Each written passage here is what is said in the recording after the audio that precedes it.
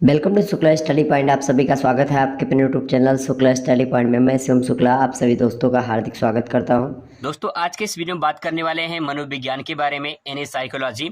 Psychology क्या होती है, मनोविज्ञान की परिभाषा क्या होती है, पूरा विस्तार से डिटेल में आज के इस वीडियो में आपको बताने वाले हैं। मनोविज्ञान की उत्पत्ति कहाँ से हुई है, डिटेल में दोस्तों आपको बता देंगे। चलिए शुरुआत करते हैं।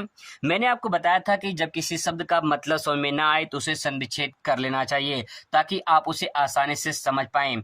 यहाँ पे देखिए मनोविज्ञान है। मनोविज्ञान को दो भागों में मैंने डिवाइड कर लिया है, मन धन विज्ञान। मन का विज्ञान, हम ये कह सकते हैं कि जो मनोविज्ञान है ये क्या है, मन का विज्ञान है, या मन का अध्ययन करना ही मनोविज्ञान कहलाता है। ये तो बात हो गई हिंदी की मनोविज्ञान क्या होता है, आगे और अच्छे से डिफाइन करेंगे। यहाँ पे पहले साइकोलॉजी को समझ लेते हैं। साइकोलॉजी जो शब्द है ये ग्रीक भाषा के दो शब्दों से मिलकर बना है। एक है साइके, दूसरा है लोगोज।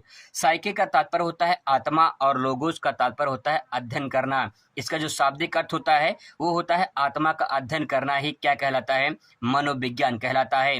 तो दोस्तों मैंने हिंदी में और इंग्लिश में इसका भी मतलब बताया है। अब बात करते हैं इसकी परिभाषा की। दोस्तों समय के साथ साथ जो है मनोविज्ञान की परिभाषा बदलती रही। तो यहाँ पे सबसे पहले मनोविज्ञान को आत्मा का विज्ञान कहा गया, फिर इसके बाद मन का विज्ञान कहा गया, फिर इसके बाद चेतना का विज्ञान कहा गया, फिर इसके बाद लास्ट में से व्यवहार का विज्ञान कहा गया। जो कहने वाले व्यक्ति थे, जो मनोवैज्ञानिक थे, उसमें थे अरस्तु, सुकरात, प्लेटो और डेकार्ट।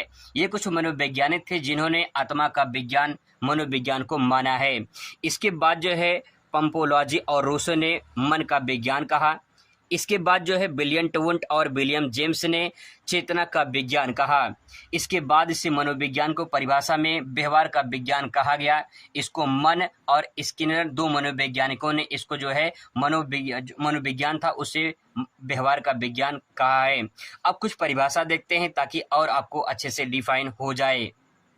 दोस्तों मनोविज्ञान की जो अलग अलग परिभाषा जो बताई गई है, ये वुडवर्थ के शब्दों में कहा गया है कि मनोविज्ञान में पहले जो है मानव से सबसे पहले क्या कहा, आत्मा का त्याग किया। मतलब कि जो वुडवर्थ हैं इन्होंने एक जो है मनोविज्ञान के बारे में कुछ कहा इन्होंने कि मनोविज्ञान में मानव सबसे पहले आत्मा का त्याग किया, फिर इसके बाद जो है मन का त्याग किया, फिर चेतना का त्याग किया, अंत में व्यवहार की विधि को स्वीकार करता है। यानी मनोविज्ञान जो है इसको अलग अलग परिभाषा के रूप में स्वीकार किया गया। पहले आत्मा का त्याग किया गया, मतलब पहले आत्मा का विज्ञान कहा गया, फिर इसके बाद जो है मन का विज्ञान यानी मन का त्याग किया गया, फिर इसके बाद चेतना का त्याग किया गया यानी चेतना का विज्ञान कहा गया, अंत में से व्यवहार की विधि के रूप में स्वीकार किया जाता है। यहाँ पे दोस्तों अगर बात करें इसके मनोवैज्ञानिक जनक के, तो यहाँ पे आप दे सकते हैं जो मनोविज्ञान के जनक हैं उनको अरस्तु को माना जाता है, और आधुनिक जो मनोविज्ञानिक के जनक है ये विलियम वुंट को माना जाता है।